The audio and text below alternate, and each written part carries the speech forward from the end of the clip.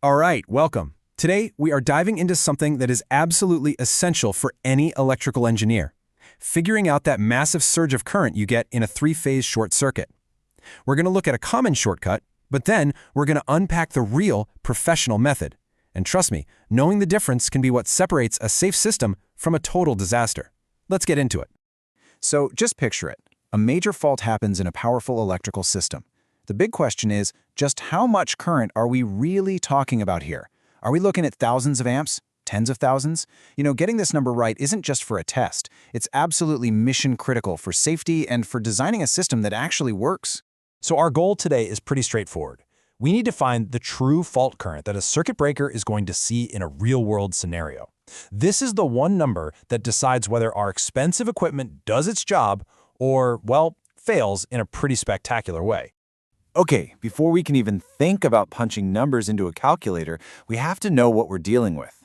Every good calculation starts with understanding the system data. So let's take a look at the setup for our problem. Here are the specs. We've got a high-voltage side coming in at 11 kilovolts. The grid itself has an available fault level of 360 MVA. That's basically a measure of how strong the grid is. That power feeds a 2.5 MVA transformer, which has its own internal resistance, or impedance, of 6%. And finally, that transformer steps the voltage way down to 415 volts, which is where our breaker lives. Now, let's check out our first method. This is a really common shortcut, and honestly, it's tempting because it's based on a simple idea, the assumption that the power grid is an infinite source. So what in the world does infinite source actually mean? Well, it's this idea that the power grid is so massive, so powerful, that it has zero impedance. Think of impedance like electrical friction. It's what holds the current back. In this perfect, simplified world, the only thing slowing down a fault is the transformer itself. It's a nice, clean assumption, but it's missing a huge piece of the puzzle. The calculation with this shortcut seems almost too easy. First, we figure out the short circuit MVA that can get through the transformer. We just divide its rating by its impedance, which gives us 41.67 MVA. Then we plug that into a standard formula to turn that power figure into actual current at our low voltage. And that gives us our answer, 58.05 kiloamps. That is a massive amount of current. So based on this easy shortcut, we're done, right? But is that the real answer? And this is exactly where we have to slam on the brakes and factor in reality. You see, real-world power grids are not infinite. They have limits, they have their own impedance. Remember that 360 MVA fault level we were given at the very beginning? Well, that's the key to finding the truth. Okay, let's do this the right way, step by step. First, we have to account for the grid's own impedance, its own friction. We do this using something called the per-unit system, which is just a fancy way to get all our values on the same scale so we can add them up. By dividing the transformer MVA by the grid's fault MVA, we get the source impedance. Next, we have our transformer's impedance, which was 6%, or 0.06 per unit. Now, here's the most important step. We add them together, the source impedance plus the transformer impedance. See, in a real circuit, these resistances stack up. This gives us a new, higher total impedance.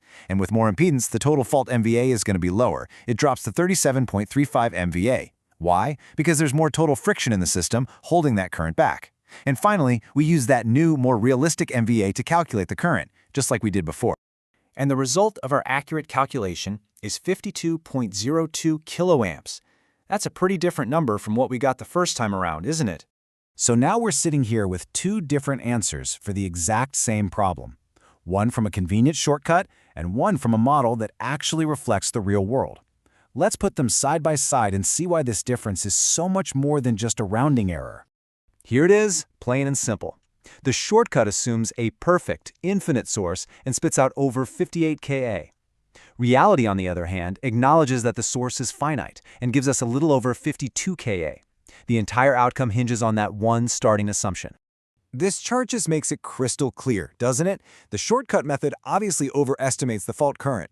Now you might be thinking, hey, a higher number is a safer number, right? But that is a dangerous, dangerous trap. It can lead to you buying oversized, way more expensive equipment, and it can completely mess up the coordination of your safety devices. The accurate method gives us the real-world value we need to design a system that is both safe and efficient. And this brings us to the whole point of this explainer, why getting this right is just not optional. This isn't about passing a test. It's about making the professional choice for a system that people's safety relies on. Look, the takeaway here is simple, and it's non-negotiable. Using the accurate method isn't just best practice, it is the only responsible way to do this kind of engineering. This is the number that makes sure the breaker you specify can actually handle the incredible force it's going to experience. Anything else is just a guess. So let's end with this thought. The difference between our two answers is over 6,000 amps. That's not just a number on a spreadsheet. In the real world, that's the difference between a breaker tripping safely and a catastrophic arc flash explosion. So, the choice between a shortcut and accuracy, it's really a choice between risk and safety. Which system would you rather build?